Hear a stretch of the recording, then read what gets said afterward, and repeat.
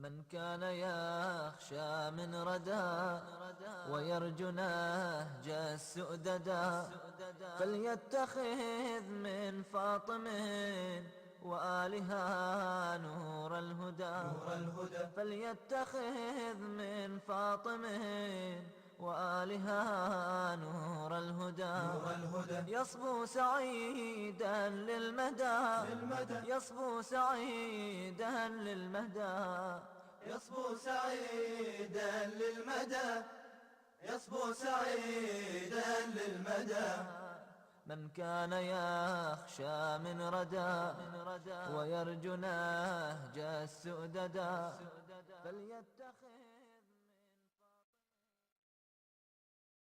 بسم الله الرحمن الرحیم الحمد للہ رب العالمین وصلی اللہ علی محمد وعلی اہل بیت الطیبین الطاہرین۔ السلام علیکم ویورز، ہرا سے کربلا تک کا سفر لے کر آپ کی خدمت میں ایک دفعہ پھر آئے ہیں، اور جس طرح کہ کہا جاتا ہے کہ جب بھی انسان کسی مشکل میں ہو تو پھر اپنی مشکل کو حل کرنے کے لیے در اہل بیت پر جائے۔ بس ہم نے بھی معرفت خدیجہ کے باب پر دستک دی ہے، اور یہاں پر بھی جب اپنے آپ کو ذرا مشکل میں دیکھا تو ہم نے در اہل بیت پر دستک دی، اور آج بزبان اہل بیت فضائل خدیجہ کو سنیں گے۔ اور پھر ایک دفعہ میں خوش آمدید کہتی ہوں اپنی معزز مہمان کو، راضیہ بتول نجفی کو۔ السلام علیکم۔ وعلیکم السلام ورحمۃ اللہ۔ جی، امید ہے کہ آپ ہمیں جس سفر پہ لے کر جا رہی ہیں اس سے آپ بھی لطف لے رہی ہوں گی۔ یقیناً الحمدللہ۔ اور جس طرح کہ ہمارا سلسلہ چل رہا تھا کہ اہل بیت کی نظر میں امام علی اور رسول خدا کی نظر میں ان کی زبان سے فضائل خدیجۃ الکبریٰ، اور اب میں آپ سے پوچھنا چاہوں گی کہ امام علی کے بعد جو ہستی آتی ہے وہ ہے امام حسن علیہ السلام۔ ان کا جناب خدیجہ کے بارے میں کیا کہنا تھا، یا انہوں نے کس طرح توصیف کی؟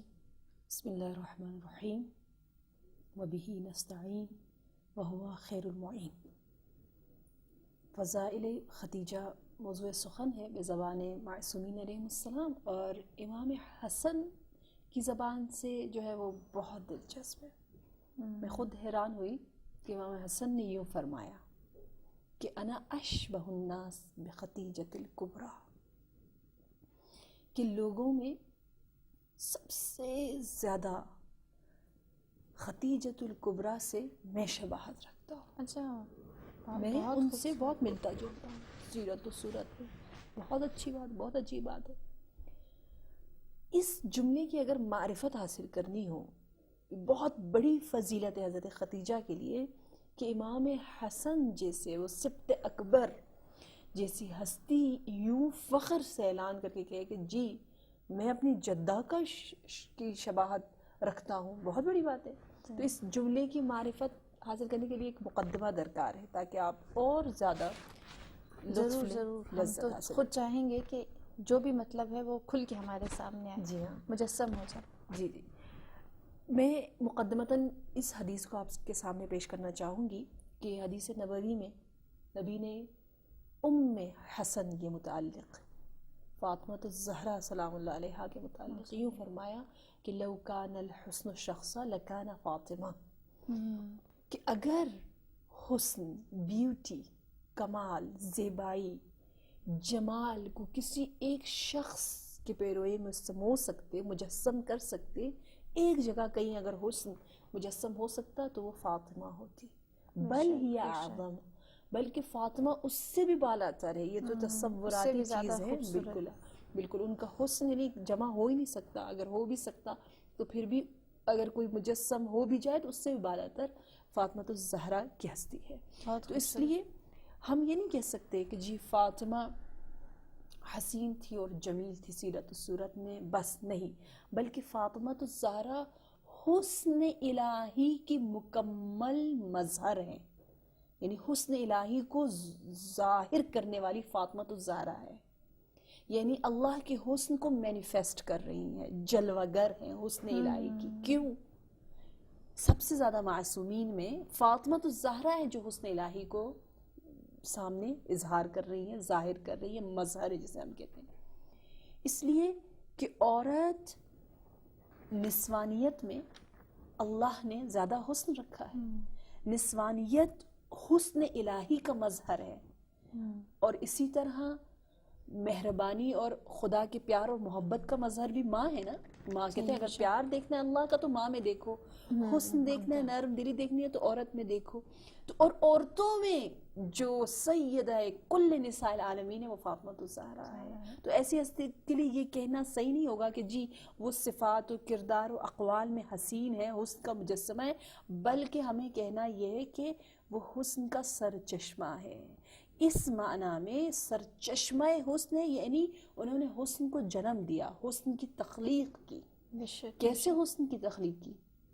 اس انداز سے حسن کی تخلیق کی کہ کبھی آپ جس کو جنم دے رہی ہیں وہ حسن ہے, امام حسن, کبھی امام حسین ہے, کبھی محسن شہید ہے. یعنی تینوں بیٹوں کے نام اس طرح سے کہ اگر ان کی جڑ دیکھیں, سرچشمہ دیکھیں تو وہ حسن سے ہی پھوٹتا ہے. یعنی حسن سے حسن بنا, حسن سے حسین بنا, اور حسن سے ہی محسن بنا.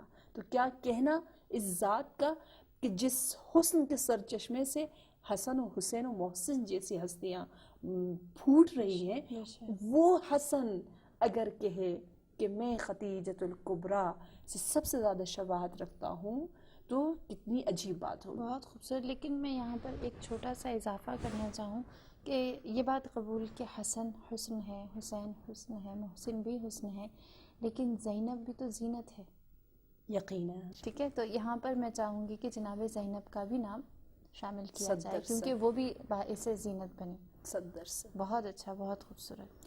تو یہاں امام حسین علیہ السلام, امام حسن علیہ السلام نے خود ان کی حدیث ہے, انہوں نے اس طرح سے فرمایا ہے, یہ میں پوری حدیث آپ کو سناؤں کہ جہاں آپ نے فرمایا صور اللہ عز وجل علی ابن ابی طالب علی صورت محمد, کہ پروردگار عالم نے علی ابن ابی طالب کو ہم شکل یا ہم صورت محمد خلق کیا صلی اللہ علیہ وآلہ وسلم.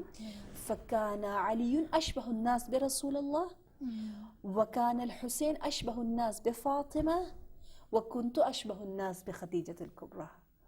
کہ نبی کی ایک سے زیادہ شبیہ علی ہے, فاطمہ سے زیادہ شبیہ حسین ہے, اور میں خدیجۃ الکبریٰ سے شباہت رکھتا ہوں. یعنی رسول خدا اور امام علی آپس میں شبیہ ہیں, کہنے کا مطلب یہ ہے. جی ہاں, جی ہاں. اور پھر جناب فاطمہ اور امام حسین آپس میں. جی.